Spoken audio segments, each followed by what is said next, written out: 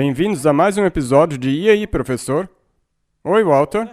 Olá, Martin. Eu estava esperando que talvez você começasse. Eu já desisti. Eu sinto muito. Você vai bem? Eu vou bem?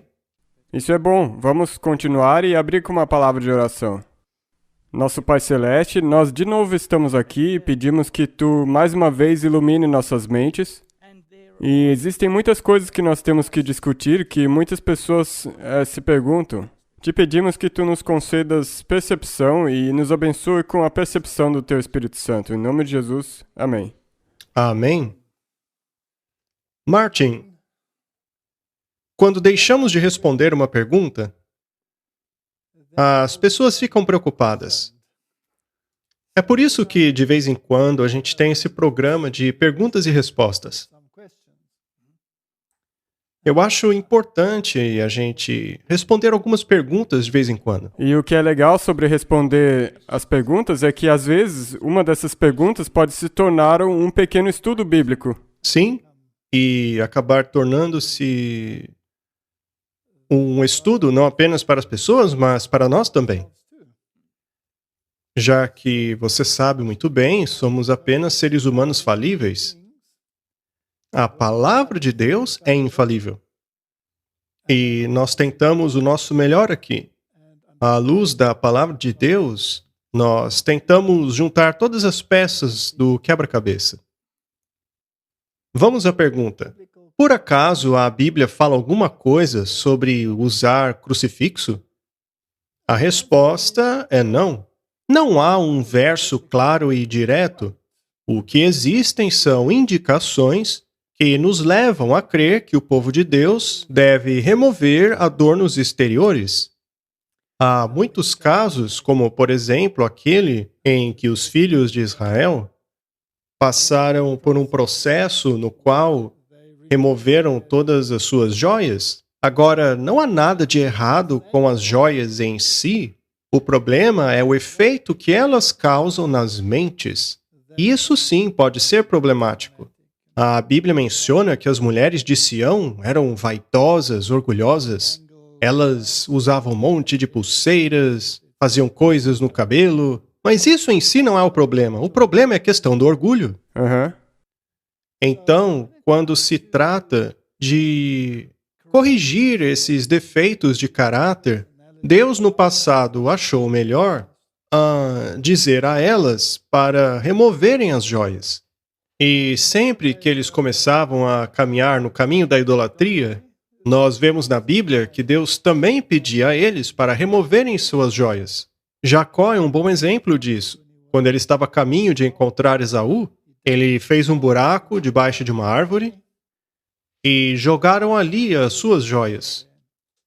Então, a maquiagem já era. Eles passaram por um lava rápido. Ele fez eles tirarem tudo. Eles o encontraram sem adornos exteriores, foram contemplados por aquilo que realmente eram, que era o seu caráter. Mas e o emblema da cruz? Ele é bom ou ruim? Eu já ouvi dizerem que o T simboliza Tammuz. Eu também já vi gente dizer que Cristo foi crucificado em uma árvore ou estaca e não numa cruz. E isso, portanto, se torna um ídolo porque usar joias é proibido. Quando o servo de Abraão foi achar uma esposa para Isaque, ao encontrá-la, ele colocou um anel no nariz dela e a presenteou com joias, isso como um símbolo. Então, ao lermos a descrição de seres celestiais, a Bíblia diz que pedras preciosas eram seus adornos. Isso é dito a respeito de Lúcifer. Portanto, o problema não está na joia em si. O problema está no efeito que a joia causa em nós. Nós ficamos orgulhosos. Eu sou especial porque tenho essa joia. Veja como eu sou valioso agora. Isso acaba abrindo as portas para a possibilidade da autoexaltação. E sabemos que algumas pessoas se adornam a fim de aparecer, de se exaltar. ou então para alegar superioridade sobre os outros. Sendo assim, é disso que se trata o problema. Não é o item em si. A cruz também é um símbolo na adoração luciferiana. Ela é sim um símbolo de Tammuz. Mas a rosa também é. É. Na ordem de Rosa Cruz, a rosa é símbolo de Lúcifer. Mas afinal, quem criou a rosa? Deus que criou. Foi Deus. Então eu não posso dar uma rosa à minha esposa? É. Será que eu posso? É, você pode. Será que eu vou dizer que por a rosa ser símbolo de Lúcifer, eu não vou dar para minha esposa uma rosa? Claro que não. Afinal, Lúcifer é um ladrão desde o início. Foi ele quem roubou de Deus o emblema da rosa. Então, se eu ignorar Satanás e olhar para a criação de Deus, a rosa, e dizer isso é muito bonito, e assim decidir dá-la a uma pessoa a que amo, não há problema algum nisso. Então, de novo, há certos símbolos que têm o luciferianismo atrelado a eles, e há símbolos que são religiosos em sua natureza. Veja um outro exemplo, o peixe. Aham. O peixe tem sido usado como símbolo do cristianismo, mas o peixe, que também é símbolo de Dagon, é um símbolo de Lúcifer. E aí, ele é símbolo de quem, afinal? Isso depende da vontade de quem você É. está seguindo. Depende da conotação que você dá a cada símbolo. Mas veja, a Bíblia diz para não criarmos pedras de tropeço. Esse é um bom ponto. Porque o que eu queria perguntar agora é: não é mais seguro não ir nessa direção para que você não cause um. Sim. Veja, nós não precisamos de símbolos. Aquilo que Deus busca é um coração contrito. Então, eu não preciso de um símbolo para propagar quem sou eu. Meu caráter deve falar por si mesmo. Agora, se eu quiser utilizar uma cruz para mostrar que sou um cristão, mas ao mesmo tempo eu me comporto como um mundano, que aliás é o que acontece em muitos casos, então a cruz não se torna apenas um símbolo de que aquela pessoa é cristã, mas também acaba se tornando um símbolo de hipócritas. Hipócritas, é. Sendo assim, é melhor usar ou não usar esses símbolos? Mas se você decidir usar um crucifixo, vai usar um de madeira? Ou um de prata? Ou um de ouro? Será que vai usar um grande ou um pequeno? E se você for muito firme quanto à sua opinião, você pode usar uma cruz bem grande. Dentro da sua camisa ou fora. Por acaso, muitos dos padres e prelados não utilizam cruzes assim? Aham. Bem grandes, não? É. E de vez em quando, as pessoas ficam sabendo o que eles fazem às escondidas. As obras ocultas deles vêm à tona. E neste caso, o nome de Cristo é manchado por causa deles. Veja, o nome cristão é muito bonito, pois ele significa que você está representando Cristo. E como representá-lo? Por um símbolo? Não, pelos seus frutos. E será que existe uma chance de o símbolo eventualmente tornar-se um objeto de reverência? Aham, com certeza. Isso não acontece nas igrejas? Bem, todas as religiões têm símbolos. Então, como você já disse, não pode ser que esse se torne apenas mais um, mesmo sendo cristão. Alguns, quando se deparam com o símbolo, o reverenciam. Outros o desprezam. Já outros vão olhar para ele com dúvidas a respeito daquilo. Sendo assim, qual é a melhor abordagem? Na minha opinião pessoal, eu não preciso de um símbolo para me representar. Nessa aqui eu concordo com você. Eu acho que é melhor deixar que as suas ações mostrem do que ter que se adornar com um símbolo para mostrar algo. Muito bem, continuando. Será que Jesus foi crucificado numa árvore, num poste? Bem, será que a Bíblia oferece alguma informação sobre isso? Eu acho que sim, pois o próprio Jesus disse a Pedro que, quando ele fosse velho, ele esticaria os seus braços. Ou seja, ele seria crucificado. E ele foi. E isso parece indicar que foi uma cruz. E não apenas um poste. Agora, do que é feito o poste ou mesmo a cruz? É de uma árvore. Agora, pense um pouco nisso. Quem é o autor da vida? Deus. É Deus. Por acaso Deus sabia em qual árvore seu filho seria colocado? Ele sabia. Deus não cuidou daquela árvore para ela crescer forte e firme, Sim. mesmo sabendo que o seu filho seria pendurado nela? É. E o que isto lhe diz sobre o caráter de Deus? Que é incrível o caráter dele. Então, vamos resumir isto. Existem muitos argumentos contra e a favor de se utilizar a cruz dentro das igrejas para divulgar que ela é cristã. Mas é o seu caráter que dirá se você é um cristão. Essa deveria ser a verdadeira propaganda da igreja cristã. É interessante que quando o protestantismo surgiu no mundo, todos os símbolos foram removidos.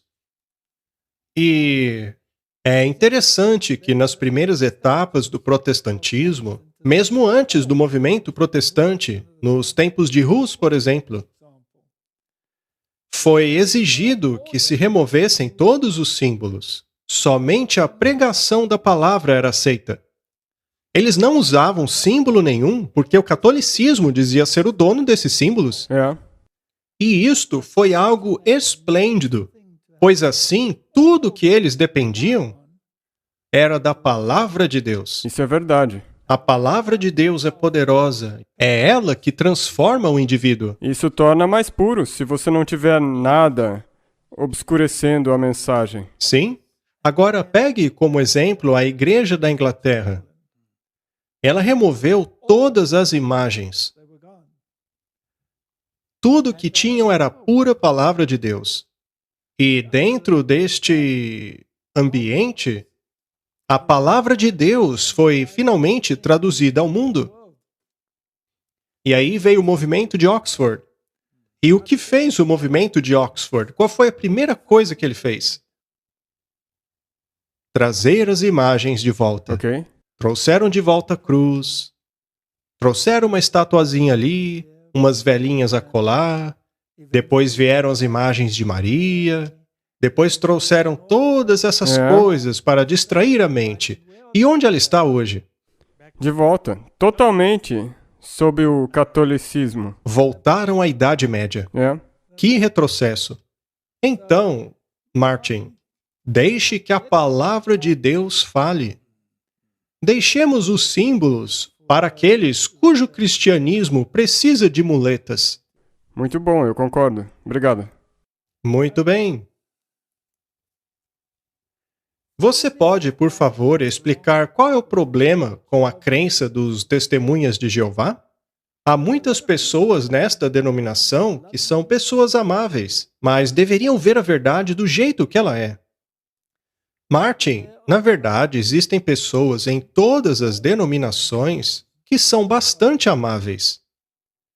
É por isso que a Bíblia diz: sai dela, povo Sai meu. dela, povo meu. Isto significa que há pessoas do povo de Deus em outras denominações. E até mesmo, sai dela se você não tiver em nenhuma denominação. Se você não for de igreja nenhuma, ele quer que você se junte à igreja dele. Sim, e isto não se refere apenas àqueles que dizem ter uma crença cristã. O convite vai a todos os lados, a todo o sistema religioso do mundo. Pois há um desejo na alma de cada um que foi colocado por Deus, que não pode ser preenchido por nada mais além de Cristo. Eu já encontrei essas pessoas em todas as religiões do mundo. Todas. Desde o xamanismo até as maiores religiões abraâmicas, todas elas. Existe uma lacuna na psique humana É. que só pode ser preenchida por Cristo. Toda religião que faz de Cristo menos do que o que ele é problemática. Se não reconhecermos que Jesus Cristo é totalmente Deus, Então não entendemos ainda o plano da salvação. Neste cenário, Deus só teria nos enviado um procurador para resolver o problema. Só que Deus não é um covarde. Deus não é alguém que se esconde por trás de representantes. O próprio Deus se coloca na linha de frente. No início era a palavra, e a palavra estava com Deus, e a palavra era Deus. Esta é uma das frases mais profundas da Bíblia. E outro detalhe que vemos em inúmeras situações é de pessoas se lançando aos pés de Jesus para o adorar e não serem reprovados por isso.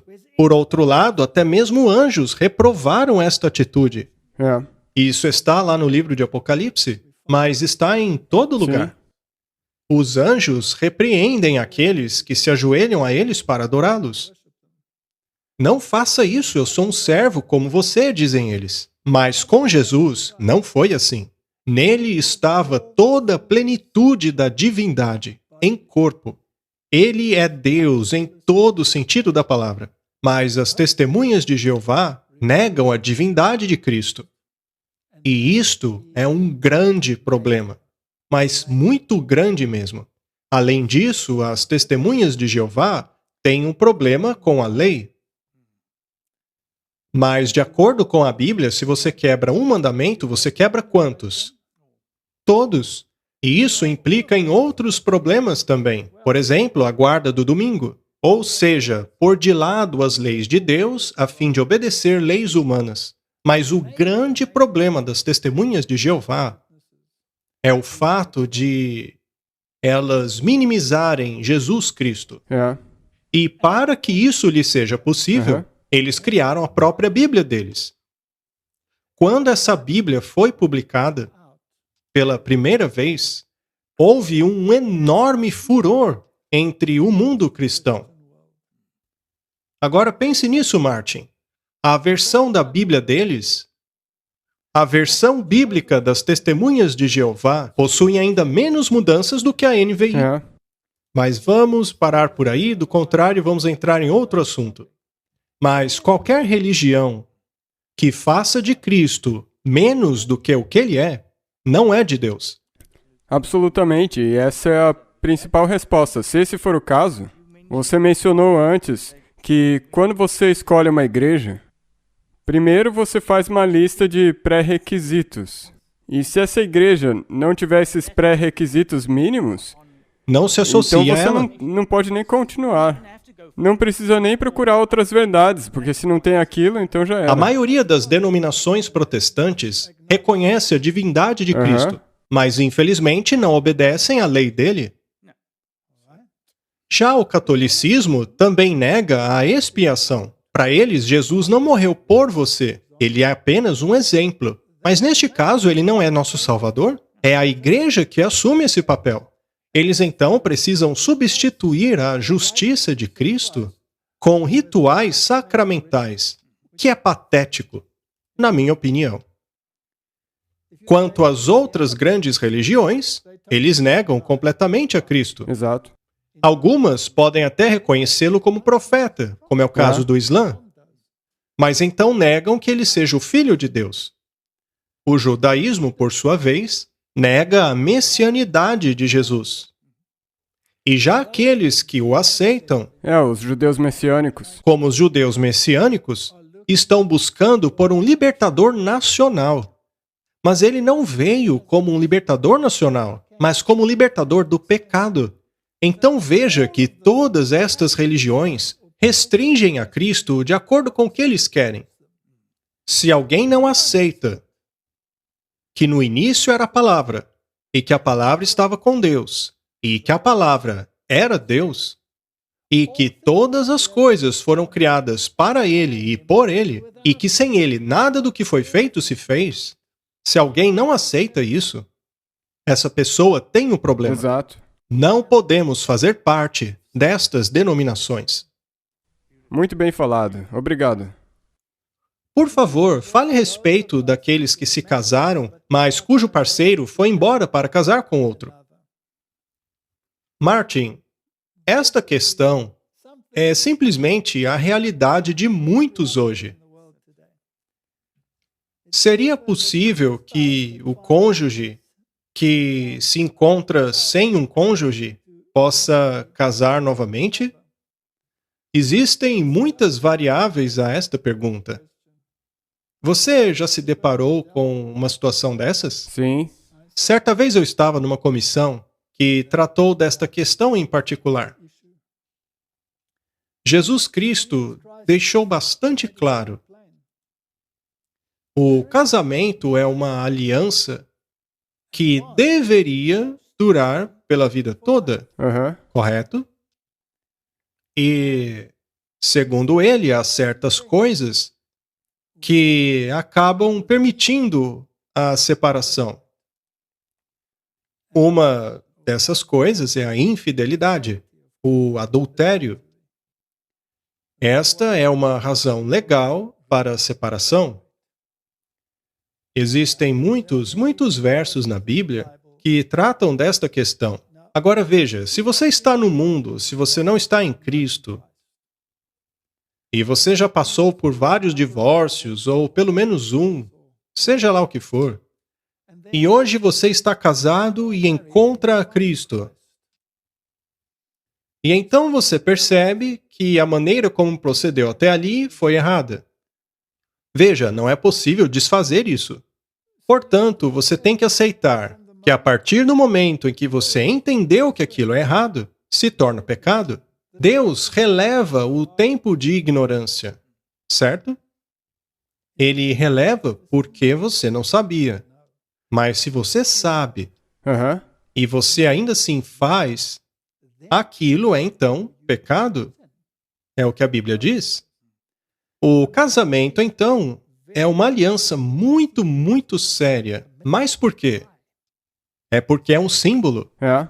Símbolo de uma aliança ainda maior. De um casamento maior. Sim, pois nós somos simbolicamente Aham. noivas. E nós temos um noivo. E esse noivo seria Jesus. Cristo. Muito bem. O casamento do Cordeiro. Portanto, deve haver um arranjo eterno que nunca será quebrado. Pois, se ele for rompido, aquele voto, aquela aliança, é anulada. Portanto, é um simbolismo muito profundo. Mas o casamento também é um crisol.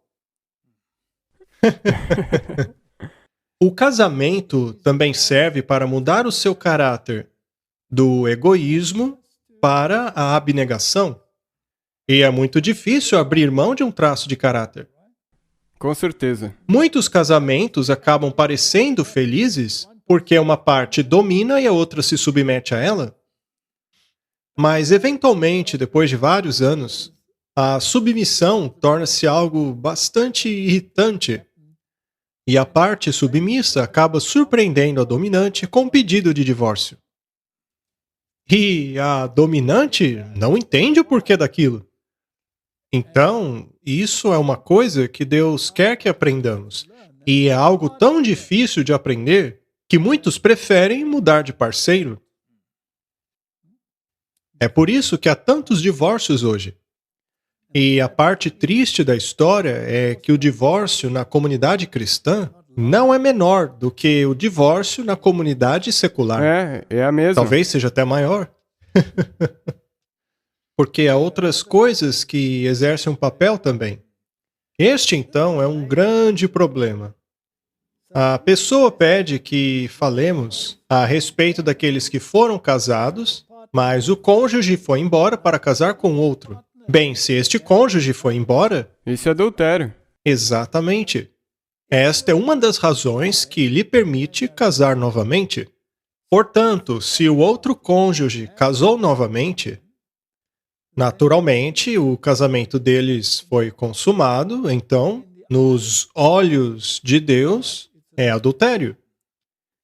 Mas, de novo, como eu disse, depende se você já sim. sabia, etc.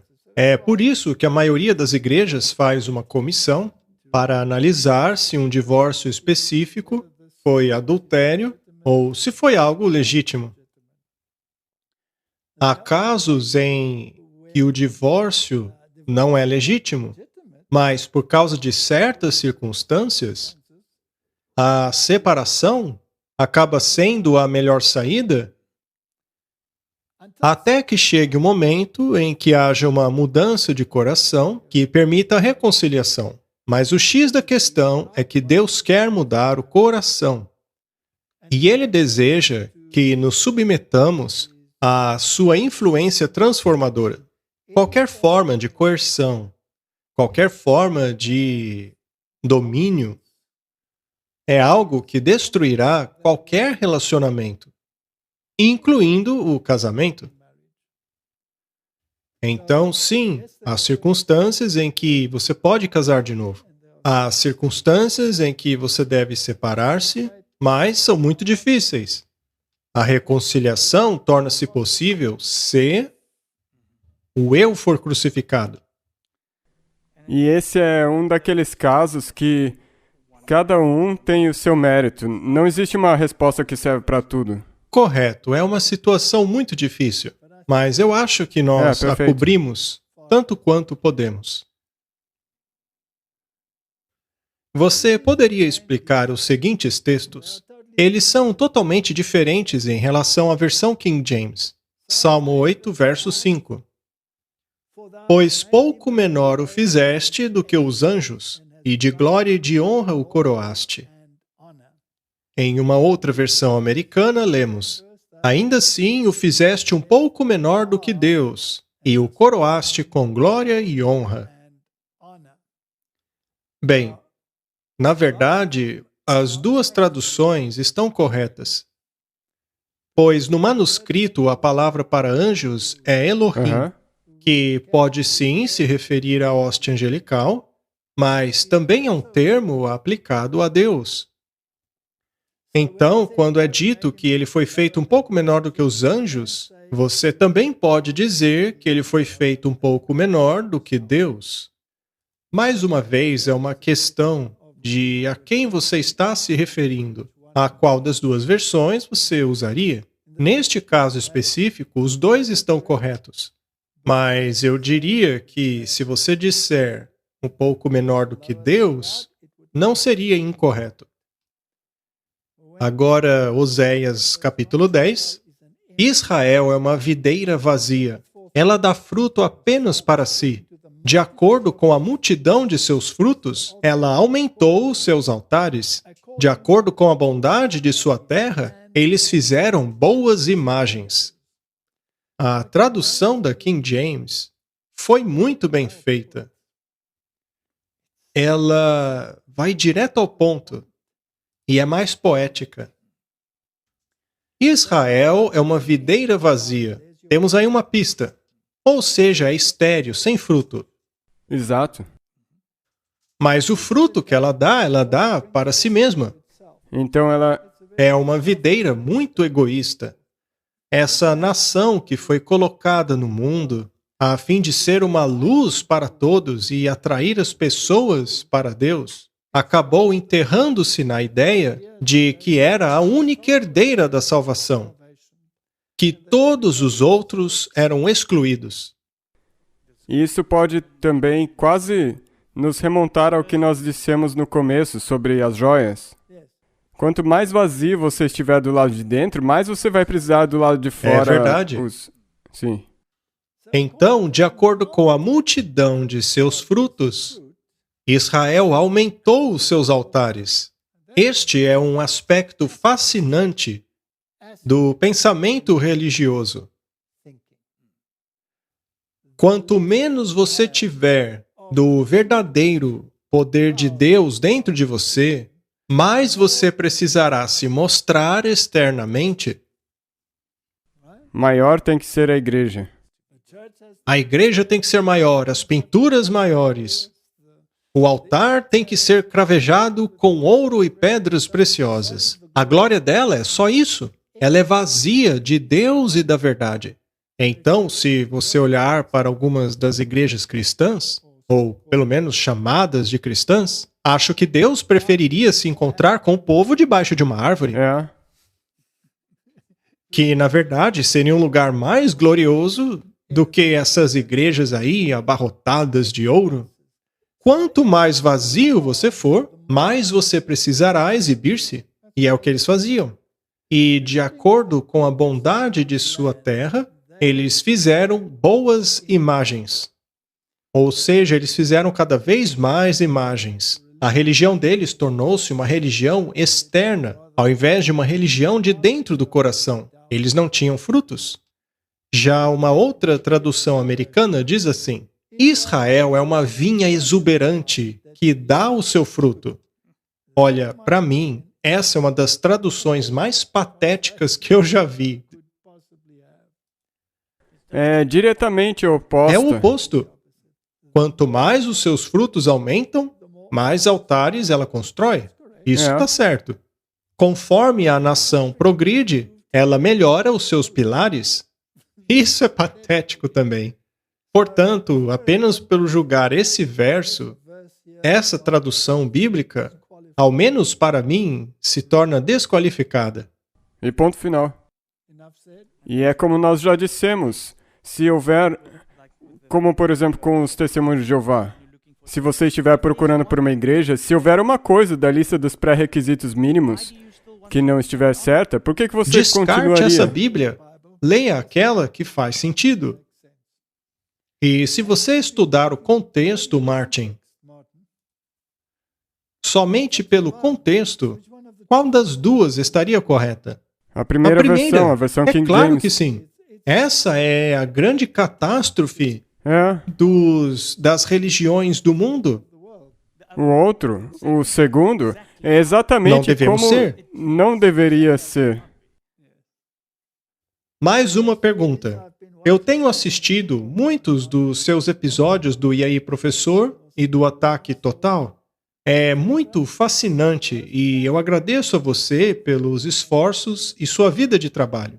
Eu havia aprendido os ensinos e doutrinas protestantes há muitos anos atrás, mas recentemente comecei a questionar algumas doutrinas e ideias ensinadas. Eu estou comparando os ensinos dessas igrejas aos ensinos da Igreja Adventista, e eu, como o senhor, quero toda a verdade.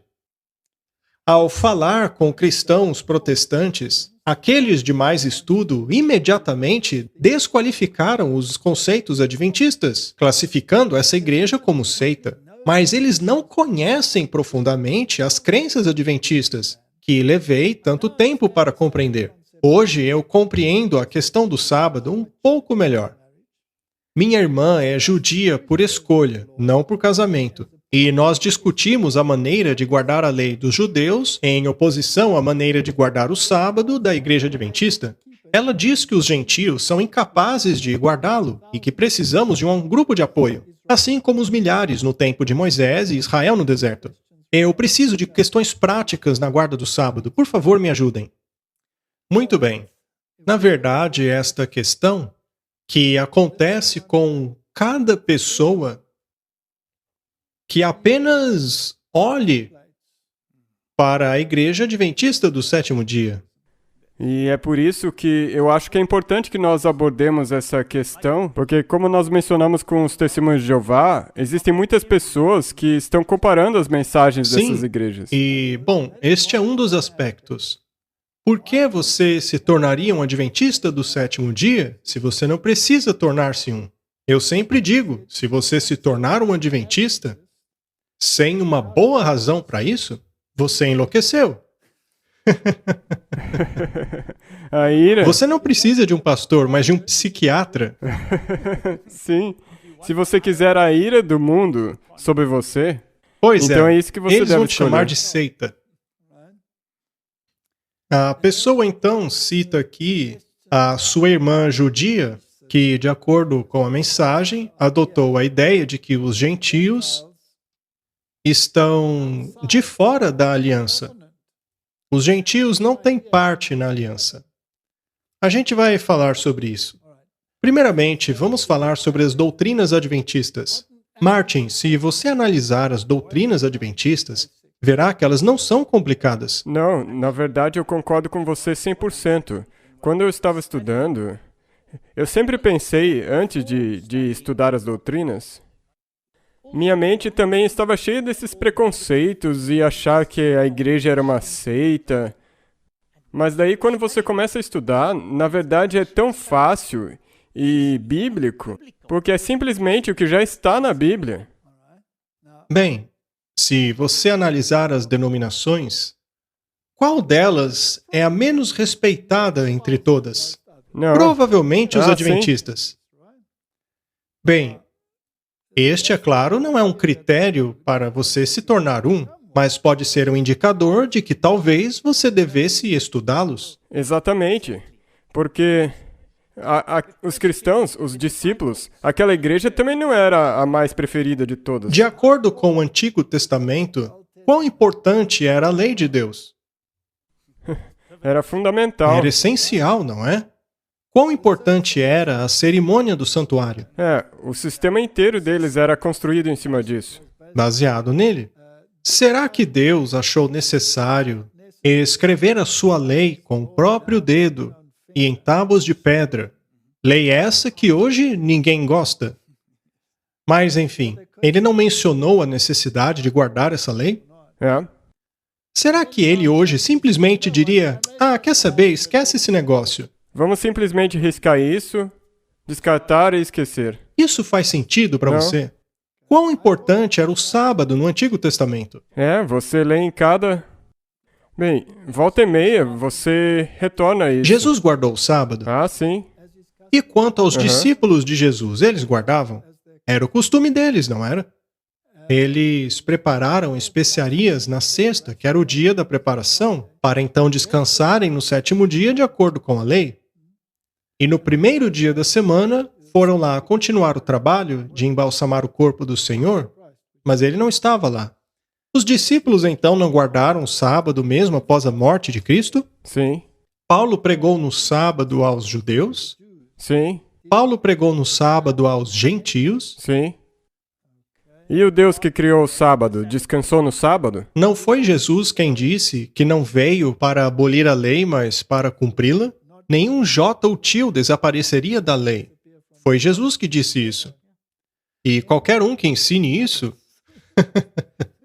sempre vai acabar tendo problemas. Se vocês me amam, então guardem os meus mandamentos. Quem diz que me ama e não guarda meus mandamentos é um mentiroso e a verdade não está nele. Aqui estão aqueles que guardam os mandamentos de Deus para que tenham direito à árvore da vida. Em Apocalipse diz, bem-aventurados aqueles que guardam os mandamentos. Muito bem, se pegarmos os escritos de Paulo e os estudarmos cuidadosamente, por exemplo, não fornique, não adultere, não idolatre, honre os seus pais. Isso não é os 10 mandamentos? Lá no livro de Hebreus não fala sobre a questão do sábado e do descanso? Hebreus está cheio. Não dá para excluir os mandamentos, nem no Antigo ou Novo Testamento. Por que então alguém quereria fazer isso? Para ficar mais fácil para você. Para justificar algum mau ato. Alguma coisa que essa pessoa faça que seja contrária aos mandamentos de Deus? Ou é porque você está dando ouvidos a alguma religião, como a do papado, por exemplo, ou porque ignorar os mandamentos de Deus é conveniente para você. Mas não existe base para isso na Bíblia. Os mandamentos ainda vigoram. Portanto, aqueles que querem pôr de lado os mandamentos de Deus para continuarem com seus maus atos precisarão manchar a reputação daqueles que guardam os mandamentos. Eu sou um adventista do sétimo dia, não porque alguém me convenceu a ser um, mas porque a Bíblia me convenceu. Exato, comigo é a mesma coisa. Você também? É.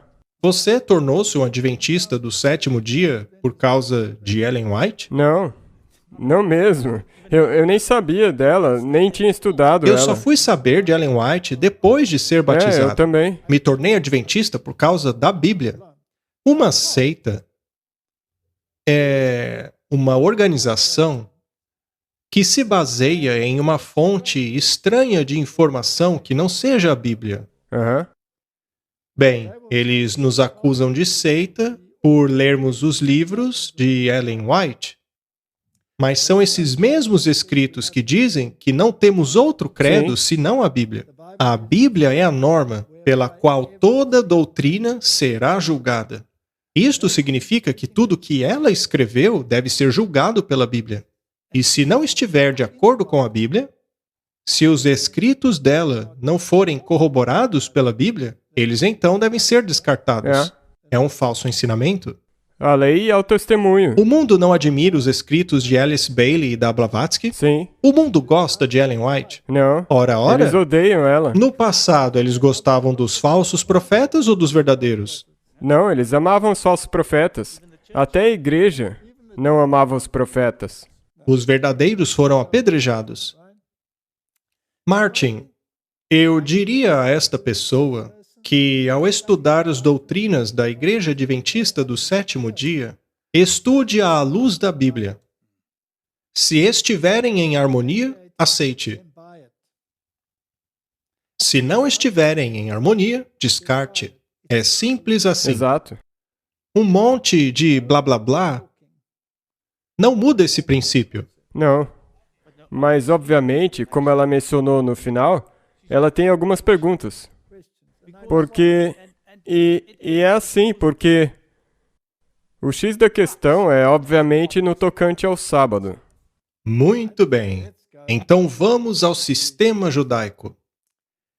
Nós discutimos a respeito da versão judaica de guardar a lei, em contraposição à maneira que a Igreja Adventista guarda o sábado. Ela disse que nós, gentios, somos incapazes de guardá-lo, pois precisamos de um grupo de apoio, assim como os milhares na época de Moisés e Israel no deserto. Certa vez eu tive uma experiência interessante em Israel. Eu já contei aqui antes, mas como encaixa no assunto, vou contar de novo. Eu estava em Israel, sentado próximo ao Muro das Lamentações, fora ali da barreira. Normalmente, os judeus ortodoxos desprezam os gentios. Eles até mesmo cobrem seus rostos para não serem corrompidos por eles. Mas nesta ocasião em particular, havia alguns que estavam enfrentando certas dificuldades financeiras desafiadoras. Sendo assim, eles suporam que eu pudesse ajudá-los de alguma maneira, financeiramente falando. Eu não era contrário a ajudá-los, pois eu de fato me compadeci deles. Mas eu não queria simplesmente ajudá-los financeiramente sem antes tentar, pelo menos, conversar um pouco. Eu então me sentei ali e este jovem rabino judeu, muito bem vestido, sentou-se junto a mim, perguntando se eu poderia ajudá-lo. Sim, seria um prazer ajudá-lo.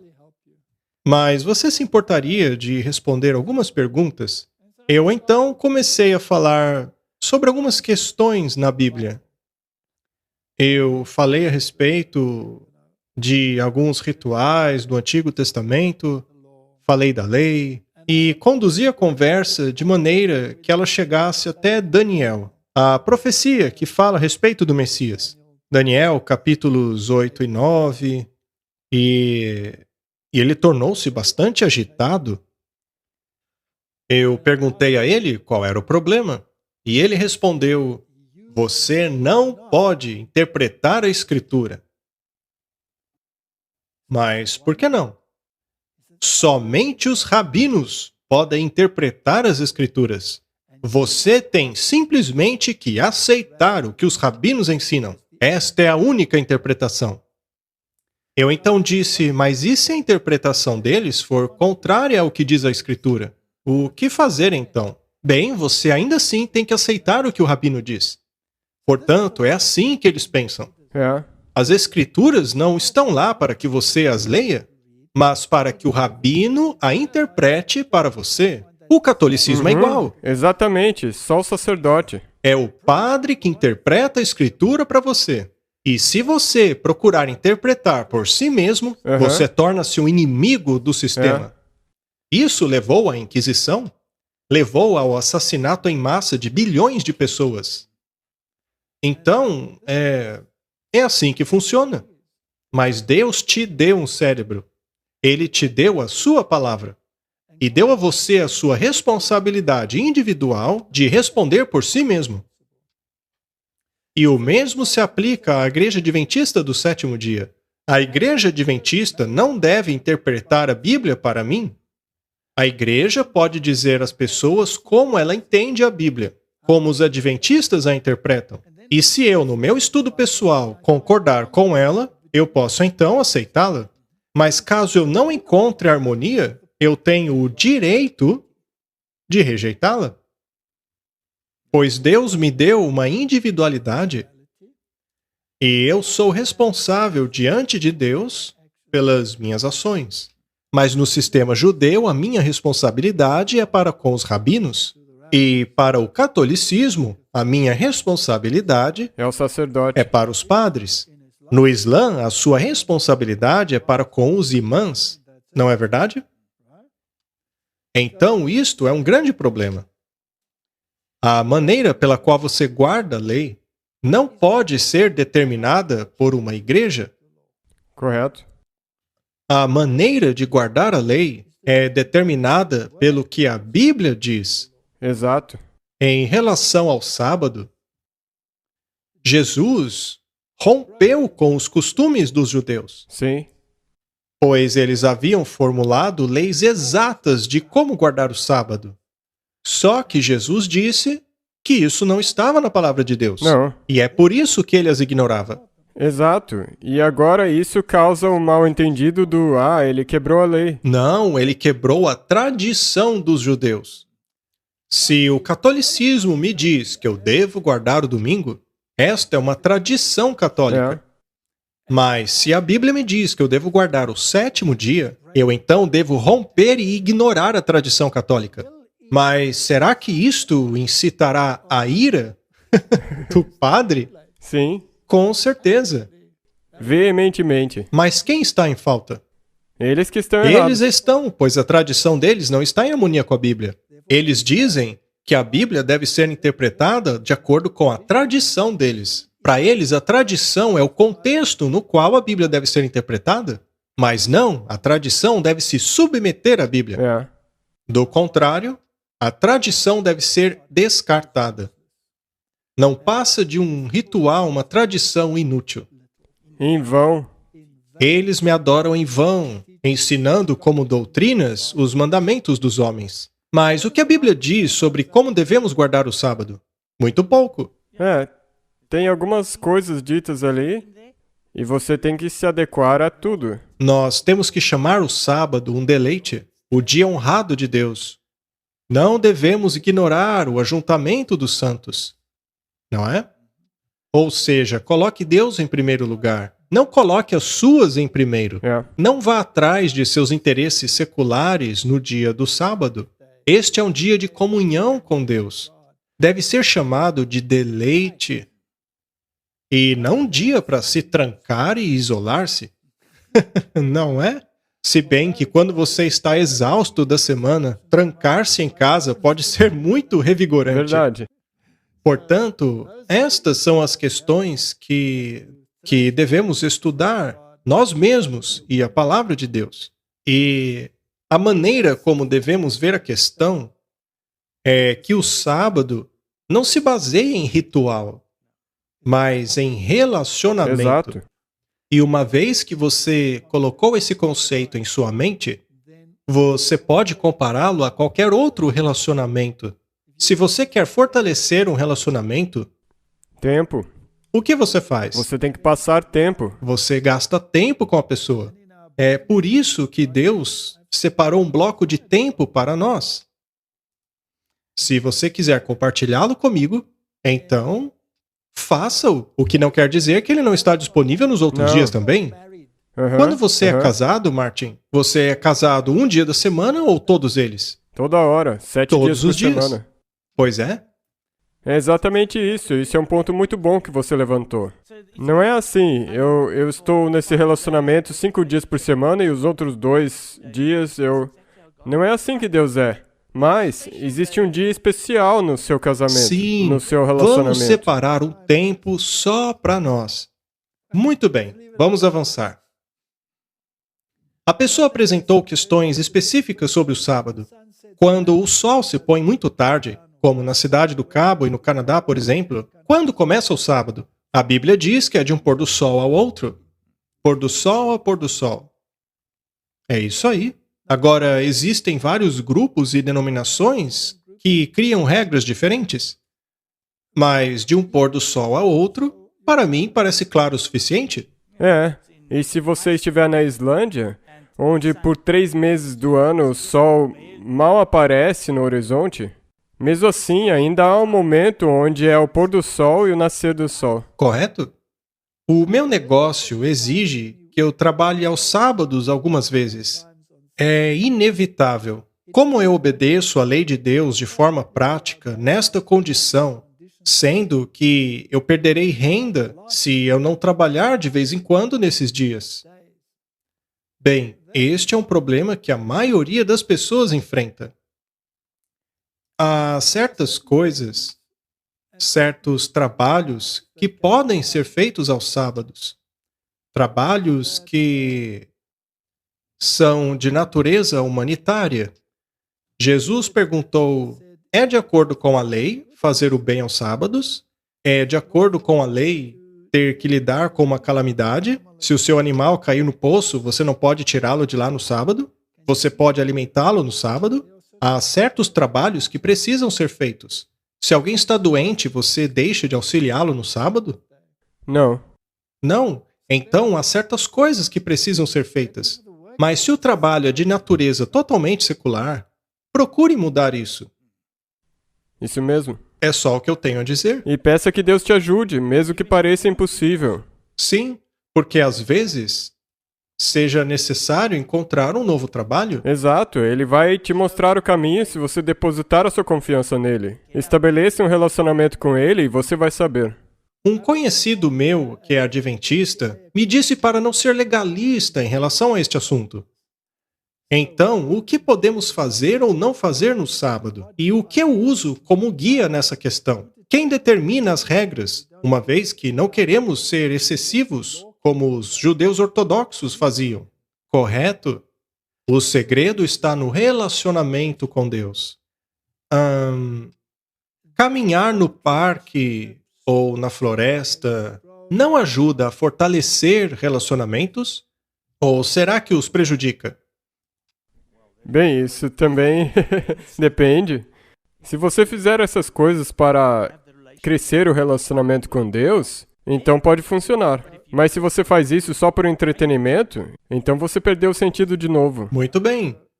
Se você quer passar tempo com Deus na natureza, você iria numa escalada difícil de montanhas ou iria para um ambiente bonito e pacífico?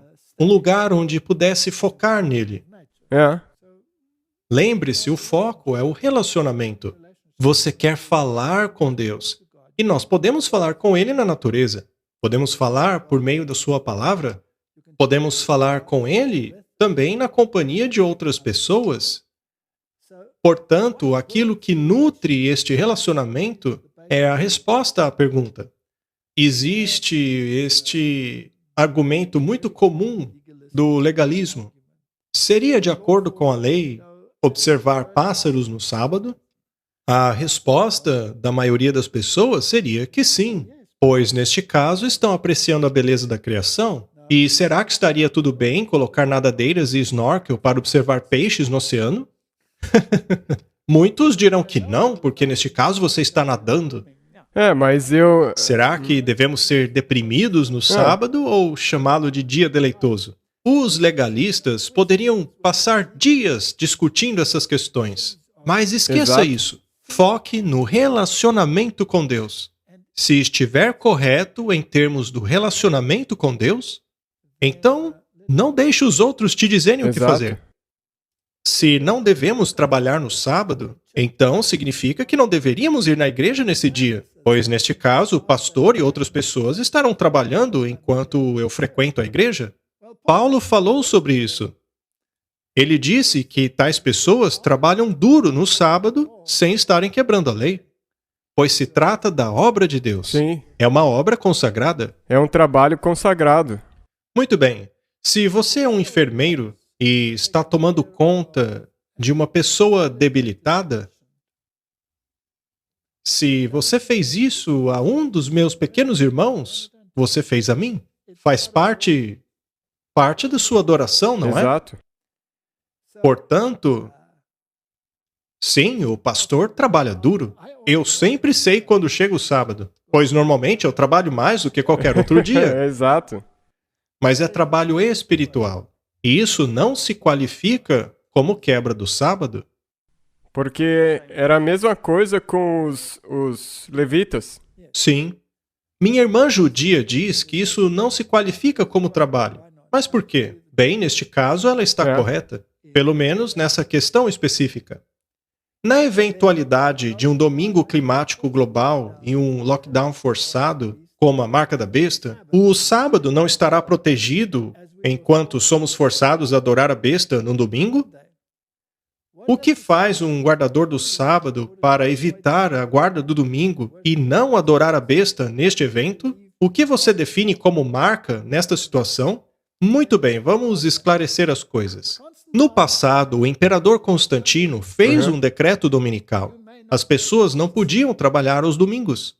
Agora, no caso de um decreto dominical que nos proíbe trabalhar aos domingos, não é um grande problema. Não, É um passo na direção errada, exatamente. pois neste caso você está impondo uma doutrina que não é bíblica, mas que não chega a ser diretamente contrária ao mandamento de Deus. É uma lei humana, mas se uma lei te forçasse a trabalhar aos sábados, Aham. aí a lei seria contrária à Bíblia. A Igreja Católica Romana tem esta lei. No Concílio de Laodiceia, eles fizeram uma lei que proíbe os cristãos de judaizar. Ou seja, eles devem trabalhar aos sábados. Por outro lado, o domingo eles devem guardar. Esta lei contraria diretamente a lei de Deus. Portanto, a lei dominical da Igreja Católica é, em sua natureza, uma lei anti-sábado. E é por isso que ela é a marca da besta, pois ela coloca a autoridade do Papa acima da autoridade de Deus. Ok, mas e então a adoração forçada nos domingos? Uma vez que algo é forçado, ele já perde o seu valor. A razão pela qual eu estou perguntando é que eu acho que nós talvez possamos ver algo como isso. Muitas pessoas vão nos perguntar isso no futuro. Seria errado adorar a Deus na segunda-feira? Não, E na terça? não, Na quarta? não. E no domingo? Mesma coisa. É por isso que eu estou perguntando. Seria isso por acaso um problema? Porque isso no futuro provavelmente vai estar relacionado, estará ligado às leis que virão para impor a marca da besta e tudo mais. Isso pode acontecer mesmo. Qualquer coerção ataca imediatamente a questão do relacionamento. Aham.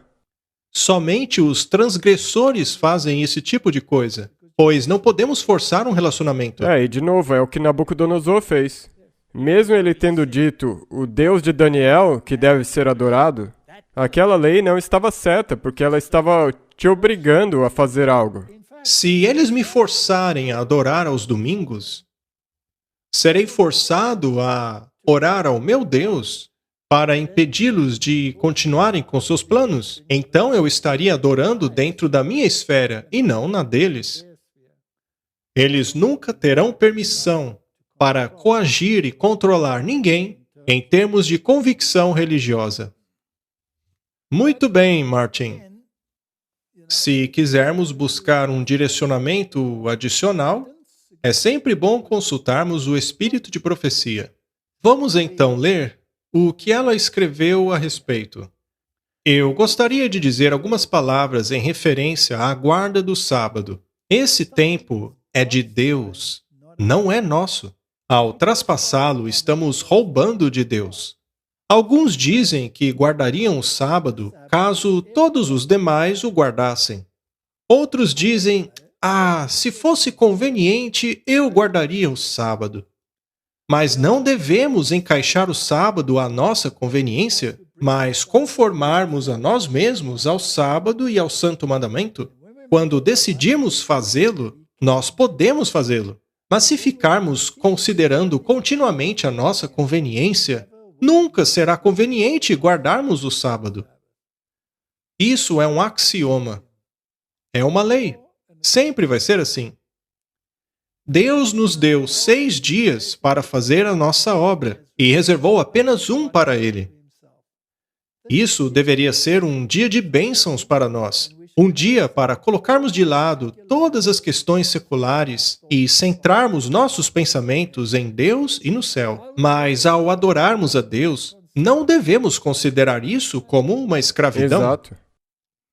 O sábado do Senhor deve ser uma bênção para nós e nossos filhos. Eles devem olhar para o sábado como um dia de deleite, um dia que Deus santificou. E eles o verão dessa maneira se forem educados corretamente. Os pais podem levar seus filhos para fora para verem Deus na natureza. Podem apontar para as flores que desabrocham, para as árvores, para o belo gramado e ensinar que Deus fez tudo isso em 6 dias e descansou no 7º e o abençoou. Dessa forma, os pais podem unir lições de instrução aos seus filhos, de forma que, quando olharem para essas coisas da natureza, relembrarão do grande Criador que os fez. Seus pensamentos irão para o Deus da natureza. Irão de volta para a criação do nosso mundo, quando a fundação do sábado foi colocada, e todos os filhos de Deus gritavam de alegria. Essas lições devem ser impressas nas mentes de nossos filhos. Isso me traz de volta, Martin, aos meus anos de ateu. Para mim, tudo era fruto do evolucionismo. Sendo assim, eu podia fazer com a natureza o que eu quisesse. E eu fiz. No curso de meu trabalho, como eu já disse muitas vezes aqui, eu tive que matar muitos animais para mostrar aos estudantes como dissecar, etc, etc. Para experimentos também. Para mim, aqueles seres eram commodities. Mas quando eu aprendi sobre a criação e sobre o sábado, eu passei a respeitar a criação do meu Deus. Hoje eu olho para uma flor ou planta de maneira totalmente diferente. Quando olho as plantas, por exemplo, e seu valor nutricional e suas variedades, gostos, texturas, eu penso, Deus criou isso para o meu prazer. Eu sou muito grato a Ele por tudo isso. Eu fico impressionado como Deus criou todos aqueles pequenos mecanismos.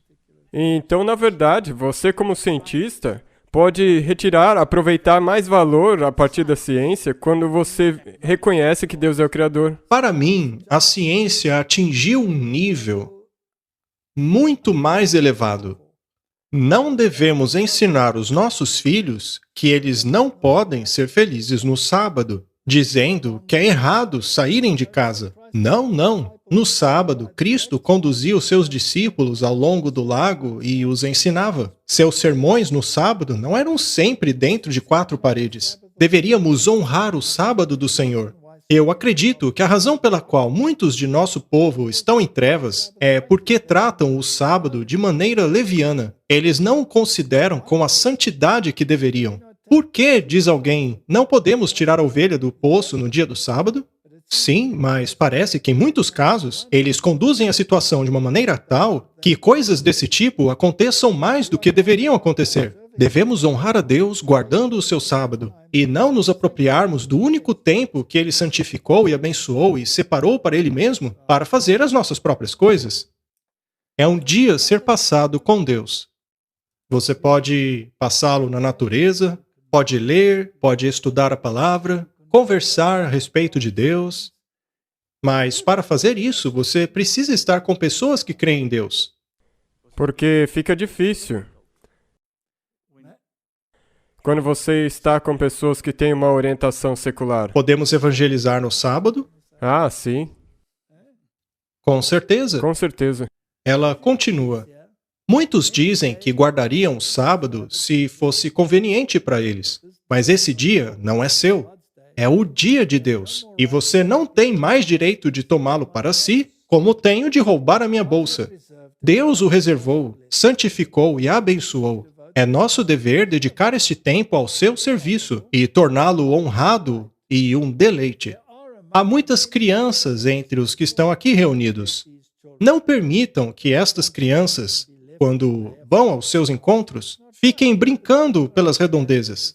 Isto não é certo. Que os seus filhos entendam que este é o sábado do Senhor, um tempo sagrado. Você pode dar a elas excelentes lições a esse respeito. Leve suas crianças a Cristo, como as mães faziam antigamente. Lembremo-nos dos aflitos. Cristo curou o homem da mão ressequida no dia do sábado. Humilhemos o nosso coração diante de Deus, e Ele virá e trabalhará abundantemente por nós. Há aqueles que professam ser guardadores do sábado, mas que estão deixando esse estandarte ao pó. Queremos endireitar nossos corações diante de Deus. Não queremos nos conformar ao mundo. Não queremos ligar as mãos de nossos filhos aos mundanos. Ainda assim, ao mesmo tempo, queremos ser corteses e gentis com todos. Termos aquela educação cristã que possa ganhar almas e colocá-las na plataforma da verdade eterna. Posso dizer, Martin, que o nosso relacionamento com Deus será frequentemente refletida na maneira como guardamos o sábado? Com certeza. E essa é uma das maneiras mais fáceis de ver se os seus frutos estão carregando essa relação com Deus. Se estamos tentando ganhar pessoas e ao mesmo tempo somos ásperos, grossos, legalistas quanto ao sábado, teremos sucesso? Não. Daí você será igual aos fariseus e saduceus que queriam guardar o sábado de acordo com as leis deles. E qualquer coisa que Jesus fizesse era visto como quebrar a lei. O que atrai as pessoas? Bondade ou aspereza? O que atraía as pessoas a Jesus? A humildade dele. Muito bem, vamos concluir a leitura. Ao nos associarmos com os descrentes, queremos ser uma bênção a eles. Não devemos agir como eles agem e vestir como eles se vestem. Precisamos permanecer naquela posição em que a nossa conversação seja celestial, pois aguardamos o aparecimento do nosso Senhor e Salvador Jesus Cristo. Ao lermos esta citação, que diz que não devemos agir como eles agem e vestir-nos como eles se vestem, isso não quer dizer que devemos exagerar tanto a ponto de chamar a atenção. E você não tem que ser sombrio no seu estilo de se vestir. Não, mas devemos ter uma certa modéstia. Podemos exato. ser bem asseados. Aquilo que vestimos aos sábados não é o que vestimos em atividades diárias. Você envia uma certa mensagem aos sábados. E esta mensagem, às vezes, torna-se bastante pessoal. Quando fui à igreja adventista pela primeira vez, eu estava acostumado a fazer as minhas coisas. Eu fui de jeans, camiseta, era assim que eu fazia. E eu ainda me visto assim.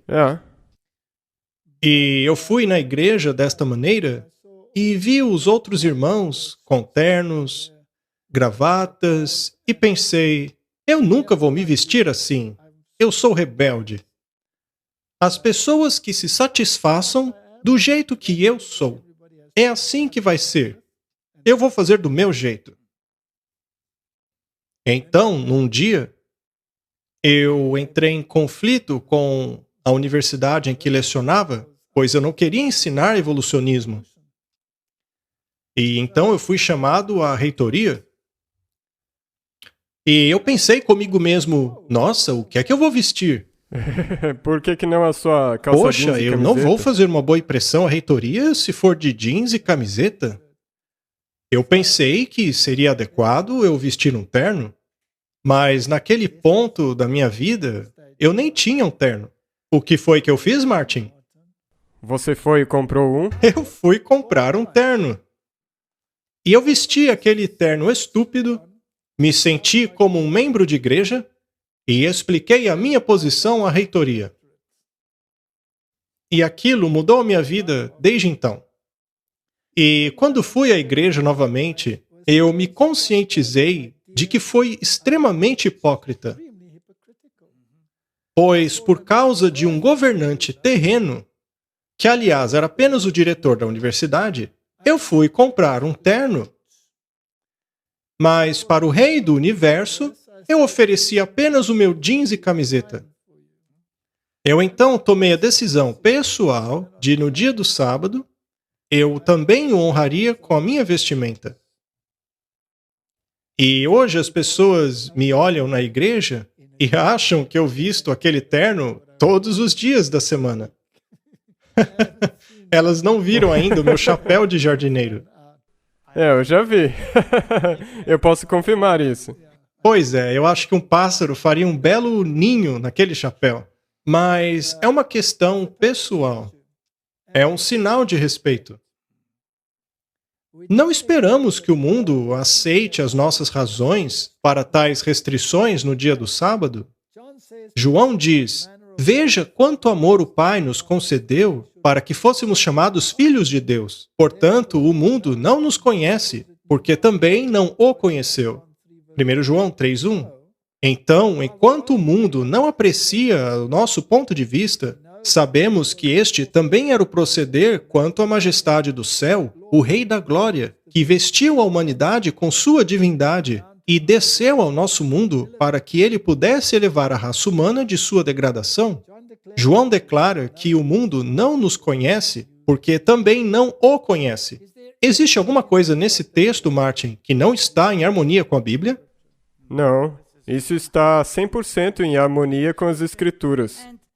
E eu acredito que você pode descobrir como guardar o sábado naquilo que nós falamos e também nessa mensagem. Não há nada que possa ser acrescentado. Acho que podemos encerrar este episódio com a questão do sábado.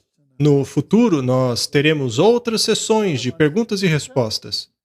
As pessoas ainda têm muitas perguntas para respondermos. Vamos orar? Obrigado.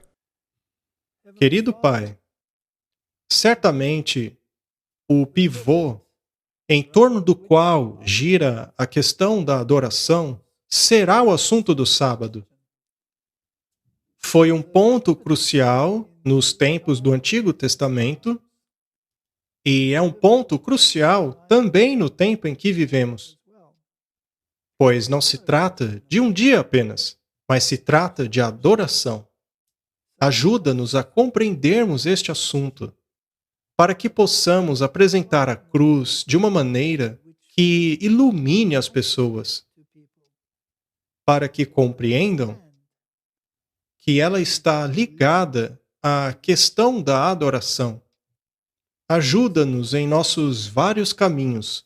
Obrigado, em nome de Jesus. Amém. Amém.